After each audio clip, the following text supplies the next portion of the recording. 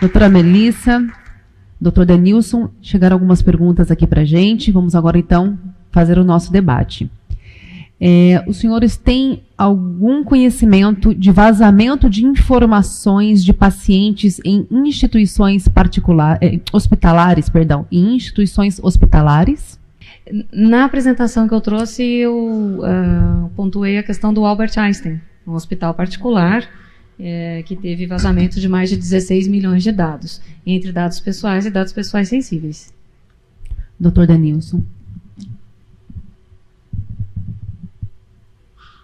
Eu acho, como a doutora Melissa bem pontuou aqui, né, esse caso do Einstein, mas talvez a gente tenha mais vazamentos que não se tornam públicos, né?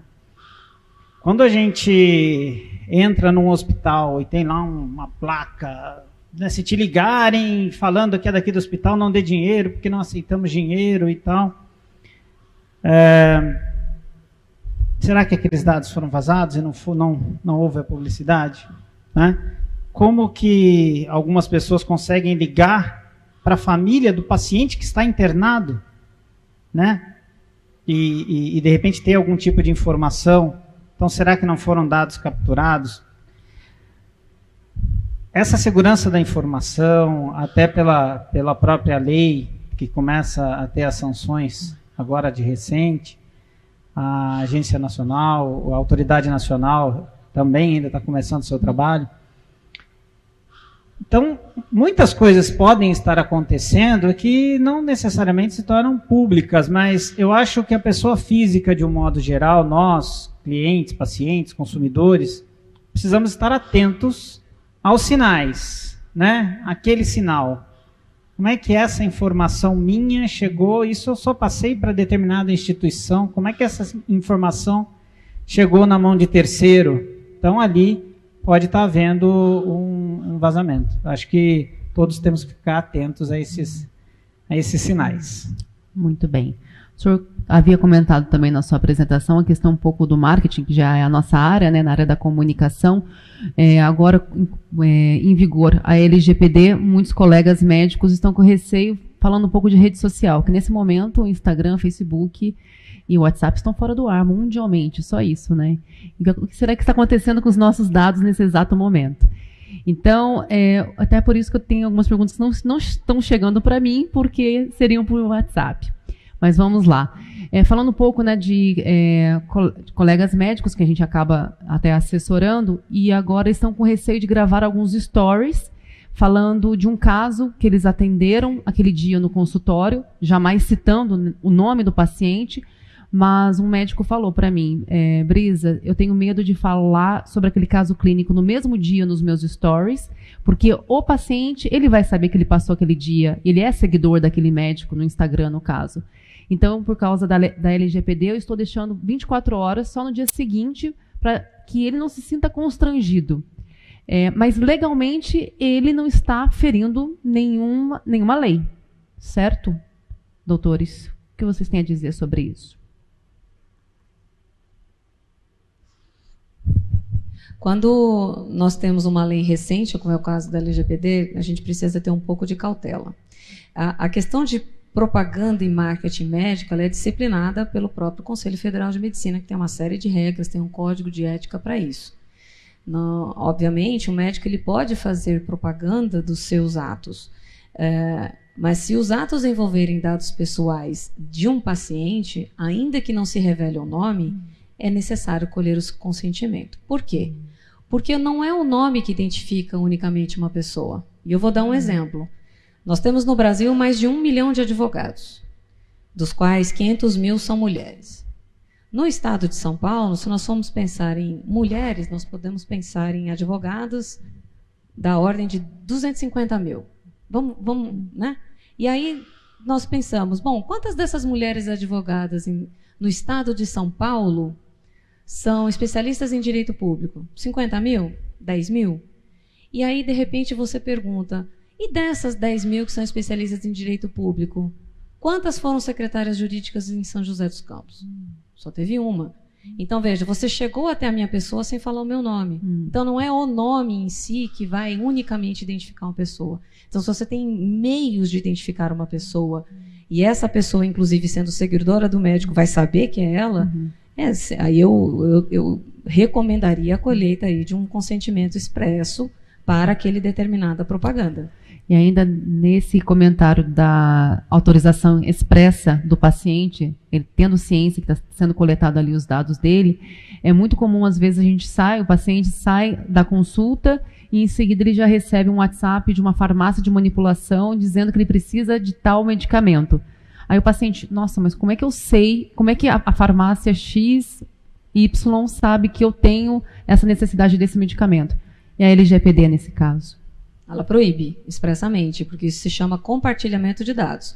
Não é que ela proíbe o compartilhamento, mas o compartilhamento ele tem que ser claro, transparente, informado e inequívoco, para que então o titular do direito possa conceder ou não a autorização para compartilhar. Então, simplesmente receber uma propaganda de uma farmácia que você não tem um vínculo, sendo que seu vínculo original é com o médico, isso está infringindo frontalmente a LGPD. A respeito das receitas médicas, como são elaboradas as receitas médicas que necessitam de assinatura eletrônica? Dr. Denilson, responde essa. Bom, receitas médicas ainda com assinatura eletrônica, bom, você tem a certificação digital, né, que são feitas pelas certificadoras autorizadas, né, que poderia ser prescritas com esse tipo de assinatura, mas a gente sabe que isso ainda é complexo de se utilizar, porque eu precisaria dessa comunicação ponta a ponta, né? É complexa essa situação da receita médica, que vai acontecer muito com a telemedicina, né, doutora? Hoje a gente sabe que na prática o médico assina, escaneia e manda, e de uma certa forma muitas farmácias estão aceitando. Mas não está correto. A gente precisa fazer isso com o certificado digital mesmo, né? Até para que se tenha segurança de que ali não há uma fraude, de que aquele realmente foi um médico que fez a receita. Enfim, ainda são processos que precisam ainda de mais tecnologia, né, de mais investimentos dessas pontas para que isso possa fluir. Eu acho que o importante são os debates que, como esse, de um tema tão relevante, de um momento tão importante, estamos saindo aí de uma pandemia e vimos o quanto a tecnologia é fundamental na área da saúde, principalmente nesses momentos.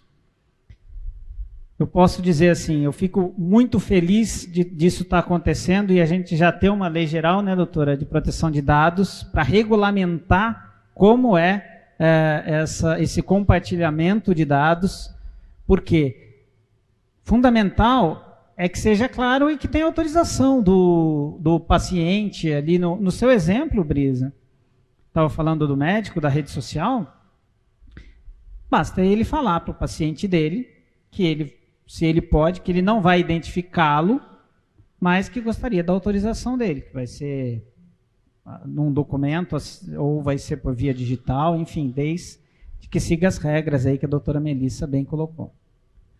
Cadu, quer fazer algum comentário?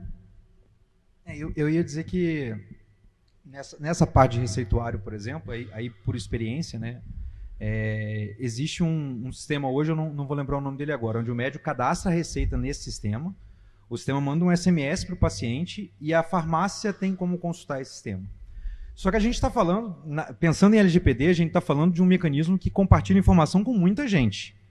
Porque você tem a empresa que trata os dados, que recebe esse receituário que o médico digitou, você está falando da farmácia que tem acesso, só que aí você garante um pouco da segurança quando você tem o código, a farmácia só consegue consultar a partir do momento que o paciente apresenta o código para ela, então não está disponível amplamente.